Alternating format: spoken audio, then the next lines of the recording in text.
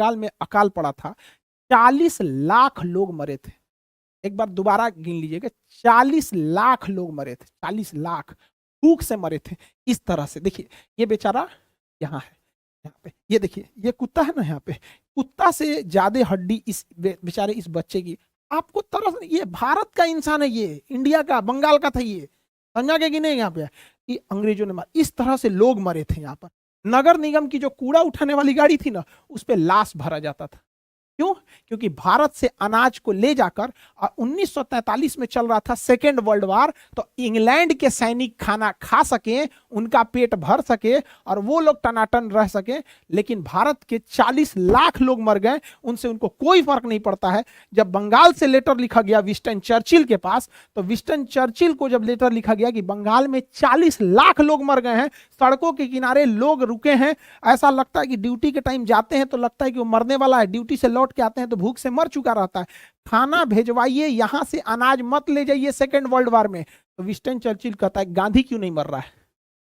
सोचिए, गांधी क्यों नहीं मर रहा है? ये विंस्टन चर्चिल का लेटर है, गांधी को मरने दो, यहाँ पे भूखे मरने दो। यहाँ ये हाल था हमारे देश का, हम लोग भी झेले हैं यहाँ पर। लेकिन जो अभी के समय में जो फिलिस्तीन का सिनेरियो है, उसमें सबसे जो दिल दहलाने वाली चीज है, मानवता को शर्मसार करने वाली चीज है, वो ये है कि ये छोटे बच्चे, मतलब जिनका उम्र 1-2 साल हो गया, ये मरने की उम्र के नहीं थे।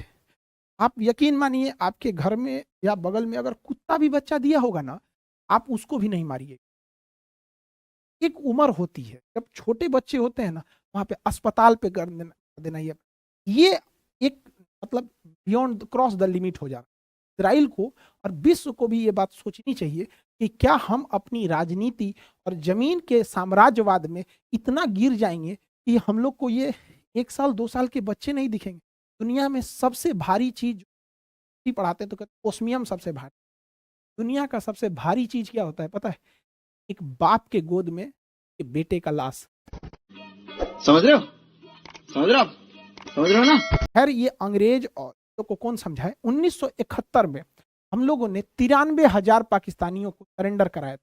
लेकिन हम पाकिस्तान से भी कहते हैं कि आप ये कह सकते हैं कि हमने उन 93,000 को गोली मार दिया। निहत्ते थे वो लोग 93,000। हमने खाना पीना खिला के लौटाया था। ना ही हमने किसी बच्चियों को मारा, ना छोटे बच्चों पे बम गिराया, ना ही किसी महिलाओं के साथ अत्याचार किया। जानते हैं क्यों? हम हिंदुस्तानी हैं, हमें संस्कार हमारे डीएनए में है। हमारे यहाँ महाभारत जैसी लड़ाई लड़ी थी, लेकिन कोई ये नहीं कह सकता है कि महाभारत में किसी छोटे बच्चे को या इस तरह का निसंग मतलब अत्याचार हुआ था। सोने की लंका जला दी गई थी, लेकिन ये नहीं कहा जा सकता है कि हम लोगों ने मानवता लांघी थी या फिर किसी महिला के साथ या बच्चे के साथ अत्याचार हुआ। विश्व बिरादरी को राजनीति अपनी जगह पे है, जमीन की लड़ाई अपनी जगह पे है। अब आतंकवाद भारत से ज्यादा नहीं झेल रहा है कोई। डेली हमारे यहाँ कश्मीर में इन्फिल्ट्रेशन होता है। आप देखिएगा, नक्सल से प्रभावित होते हैं हम लोग, यहाँ पूर्वोत्तर में अलगाववाद से प्रभावित होते हैं हम लोग भी होते हैं। यहाँ पे हर चीज अपने जगह पे है। लेकिन एक होता है कि ये इतना छोटा भी लड़के के साथ ऐसा नहीं होना। इसीलिए हम कहते हैं हमें गर्व है अपने भारतीय संस्कृति। कभी कभी लगता है कि कहते हैं कि अहंकार खराब चीज है, घमंड नहीं करना चाहिए, लेकिन हमको हिंदुस्तानी होने पे घमंड है इस बात पे। हालांकि घमंड नहीं करना चाहिए, लेकिन है, क्योंकि हम ऐसे महान देश में जन्म लिए हैं ना, जहां दुश्मनों से भी इज्जत से बैठाया गया था, यहाँ पर बगल में बराबरी में बैठ के और ये साइन किए थे यहाँ पर। यही सब लगता है कि बहुत हम लोग पिछले जन्म में या क्या अच्छाई किए थे कि हिंदुस्तान में जन्म लिए, ताकि हम लोग को ऐसा संस्कार देखने को मिला।